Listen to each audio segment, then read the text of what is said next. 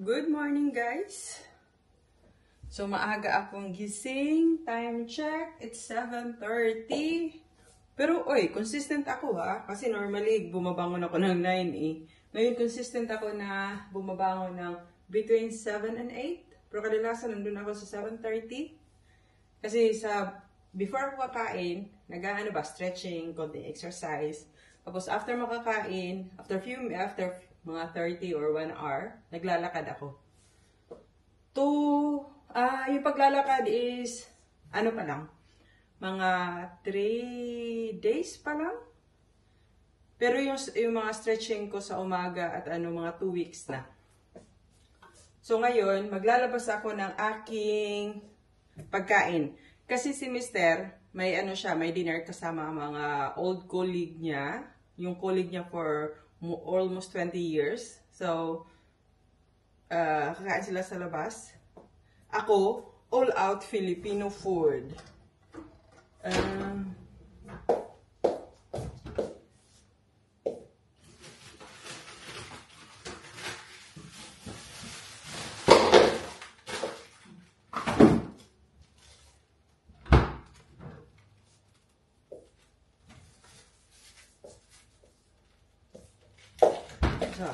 Ito ang ating foodie. Meron akong isda na dorado.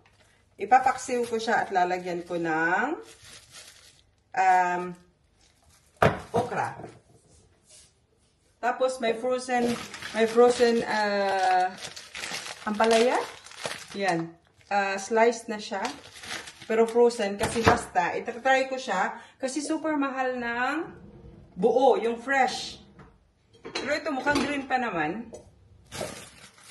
So, i-defrost natin yan. At mag-defrost din ako ng ampalaya.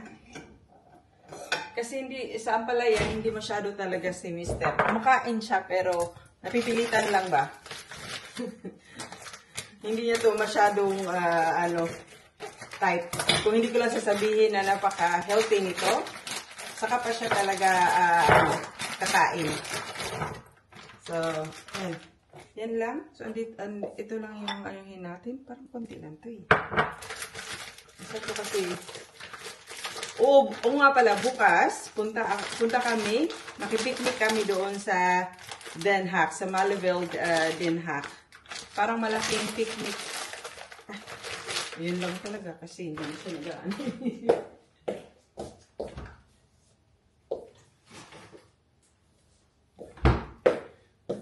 Nakipiknik kami doon, sasama this time si Mr. At imimit ko din yung mga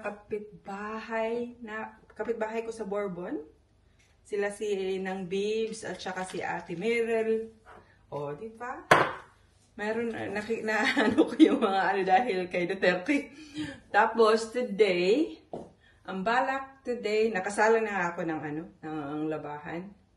Maglilinis ako. Ay, nabasa yung umulan pala kanina madaling araw. Nabasa yung mga cushion sa labas. Pero okay lang yan. Lalabhan ko yan. Kasi naglalaban naman ako at maglilinis para sa weekend. Wala tayong iisipin habang nag-ano tayo doon. Tapos pag hindi na ako magdadala ng pagkain kasi ambag na lang ng lechon. May ng buong lechon. Yung talaga yung old-fashioned way na inaano sa charcoal. Yung iniikot ba? So, yun, mag-aambag na lang kami at marami namang nagtitinda doon ng mga kakanin. So, magdadala na lang ako ng rice at saka tubig. Yun na lang yung aanuhan ko. So, ngayon, exercise muna ako. Inom ng tubig. Yan yung wag natin kalimutan, uminom ng tubig pagkagising. Ako, umiinom talaga ako ng 2 baso. Yan. Tapos yung breakfast ko today is smoothie na may blueberry at saka chia seeds at whole cucumber. So yun yung ating breakfast. Tuloy ang ating maglalakad tayo, mag-walking tayo. Ako lang mag-isa kasi nasa work si Mr. Tapos na akong mag-stretching at mag-ano-ano ng konti. So ngayon, maglakad ako for maybe mga 1 hour. Sana. Hindi maganda ang panahon. Medyo maulan-ulan ng konti. Pero dapat pilitin natin ang ating mga sarili for good health. Ito lang yung kagandahan sa Holland, maglakad-lakad. Kasi ang ganda ng palibot ba? Nakaka-relax siya. Kasi dito sa Holland, merong, ano ba yung tawag doon? May beautifying committee sila. Kailangan yung mga bahay, yung parang talaga, yung neat tingnan. So yan, uy, mga baby mga duckies. Yan, pasian. Oh, ayan. Oh, ayaw daw niya. So ito dito sila. Ito yung mga mga tawag doon. Mga kakaano lang. Mga few weeks kasi mostly spring to nag-aano eh. Yeah. Ayaw mo na kung anuhin, oy. Hindi ba sila takot sa tao? Hindi takot sa tao.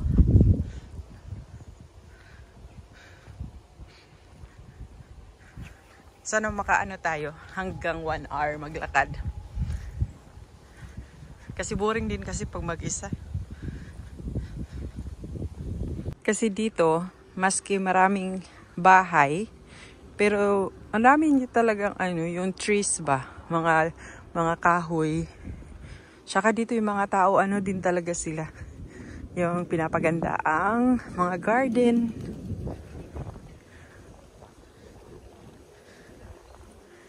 Kaya talaga siya, aesthetic tingnan.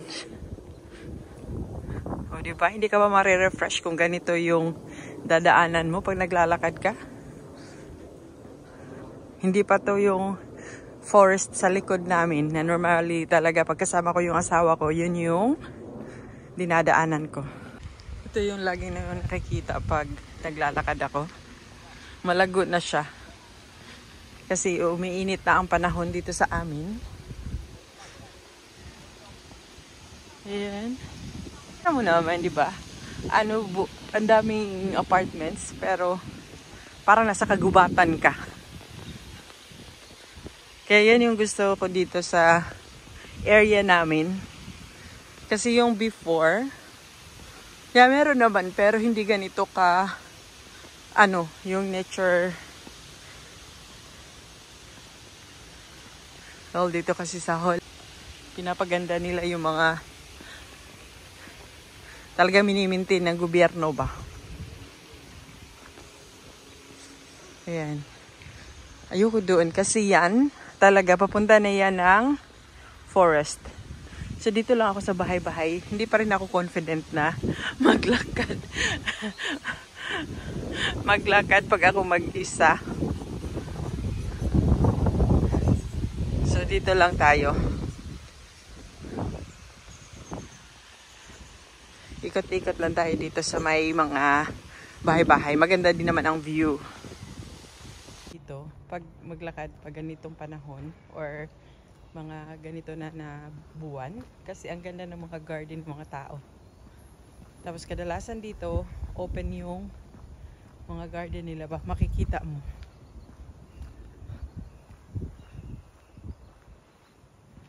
Ayan. O, diba? Dito yung mga bahay, ang ganda ng mga front nila.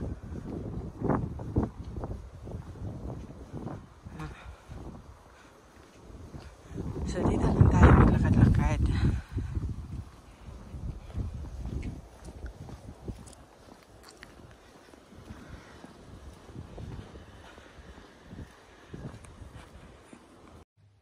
At habang naghihintay tayo sa ating labahan, dito muna ako mag-imis-imis sa aking sa aking walk-in closet kasi meron ako ditong mga ipang tatabi ba para maano na siya.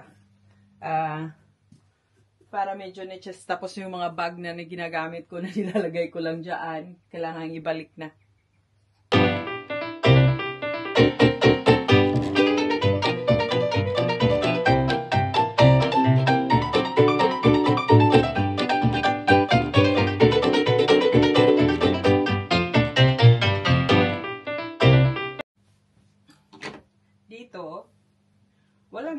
masyadong ano. Pero gusto ko kasi yung mga sunglasses ko na nakaano doon. Pero hindi pa ako nakabili yung sunglasses display ba? Yung merong ano. Hindi pa ako nakabili. So, bakit nandito to? So, ito, mabilis lang naman to eh. Kasi, konti lang. Tapos, after, linisin. Ito, sa ano to? Diyan muna. Ito. Dito. Ito. Kasi, medyo makalat yung aking walk-in closet eh. Tapos, nagsabi na si Mister. Sabi niya, hindi mo ata, hindi ka naglinis sa ano mo. Malinis naman. Kaso, yung mga damit pa minsan, pag may lakad, tinatambak lang ba? Yung pag nagbibihis, alam mo na, babae, pag hindi gusto yung outfit, inaanuhan. So, minsan, hindi ko siya agad nababalik, lalo pat nagmamadali. Kaya, ngayon, malinis na siya. Oh. Malapit na ang ating bakasyon. So, bumili ako ng mga bikini kasi punta tayo ng warm country. So, bumili ako nito. Green na bikini. Tapos, high waist.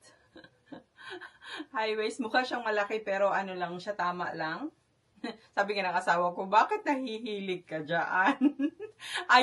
ayaw niya to. Kasi, maganda siya kasi naha-hide mo yung bilbil mo ba? Ayaw niya kasi sabi niya, yung parang uma daw. Yung lola daw ba? Lola na bikini. Tapos, ito white. Push up to. Pag walang hinaharap, kailangan nating hanapan ng paraan yan. At ito, siya, yung high waist, pero may cut sa, may cut sa gitna. Maganda siya. Ito naman, nagustuhan ng aking mister. Sabi niya, okay yan. Kasi, medyo sexy pa daw. Hindi daw katulad dito. Kasi talagang, above sa pusod ba? Hindi niya yun gusto. Ito na. Na naman to eh. Itong shorts na to.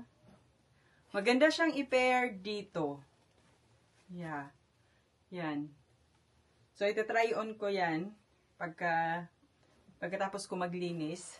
At pag summer, ito yung kinakahiligan ko talagang isusuot. Mga maxi dresses. Hindi naman halata. Doon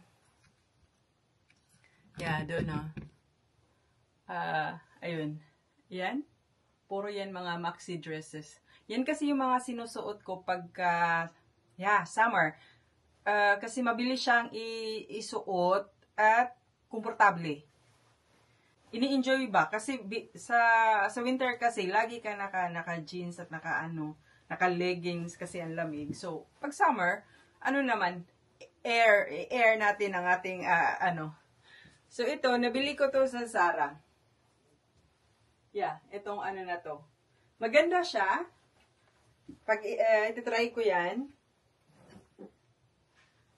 Tapos, ito. Ito. Ang ganda nito, H&M. Galing siya sa H&M, pero parang mukha siyang mamahalin. Yung parang sa yung sa Airdam, at saka yung sa parang, before kasi may nakita ako sa Zimmerman na ganitong ganito. Maganda to pag, barbecue, pero dadalhin ko to sa bakasyon.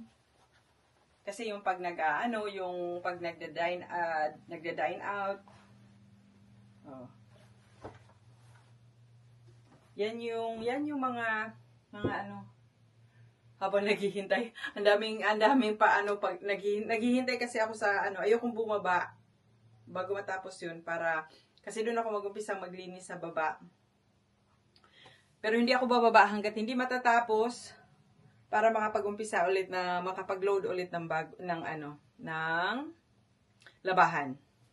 It's a deep clean time ng aming bed. Ang ginagamit ko, ginagawa ko siya 4 times a year. Ito yung baking soda. At imimix ko siya ng tea tree. Pagkatapos. Pagkatapos is, napakabango ng bed. I-ano ko lang siya, imimix.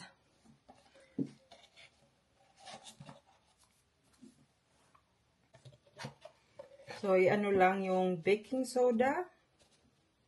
Kung ilan yung gusto o kung ano. Tansya-tansya lang. Hindi naman siya, ano talaga, may recipe.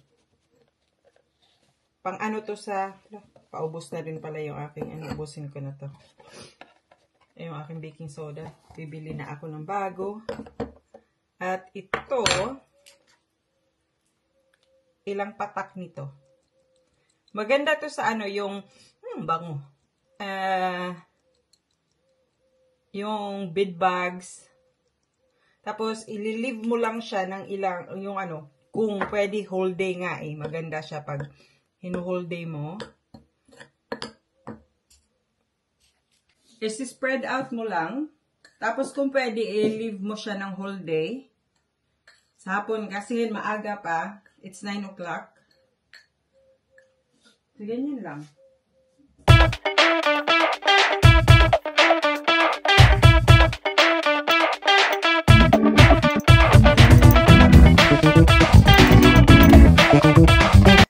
Tapos, ang ginagawa ko, para mag-ano talaga siya, yung papasok, ginaano ko siya, ginaganyan.